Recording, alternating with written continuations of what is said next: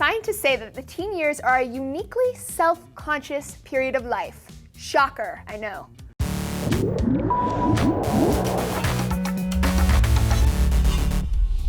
Hey folks, Laci Green here for D News. So I'm not a teenager anymore, thank God. Those days are behind me because I distinctly remember being so self-conscious. Oh man, we're talking like hyper aware of things that I don't even give a second thought to anymore. Zits on my face or whether or not irrelevant people thought I was cool. Yeah, it's good getting old. And science just might confirm that sentiment.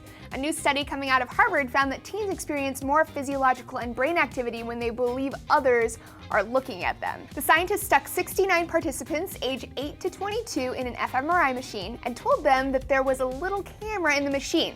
They said, hey, so actually someone your age and gender is going to be able to see your video feed in another room. Now, nobody could actually see the video because there was no actual camera, but there was a screen in front of them in the machine to trick them. It indicated whether the supposed camera was off, warming up, or if it was on. Now, the idea of being looked at freaked them out, which is kind of messed up, making them all stressed out, self-conscious for no reason, but you know what? It had to be done. Otherwise, how would we learn all of the things? The teens reported feeling embarrassed, their heart rate increased, blood started pumping, and most importantly, an area of the brain called the medial prefrontal cortex, or the MPFC, was on overload. Now, this part of the brain is a special area. It's the last part of the brain to develop before you hit adulthood, and it's known for activating when people think about themselves, when they're self-monitoring. Neuroscientists at Columbia think that this increased activity in the MPFC is the neurological sign that teenagers are forming their identities. They're thinking about themselves in relation to others, processing how others see them and how they see themselves. Now, when we get older, this process of working through who we are slows down in the MPFC, but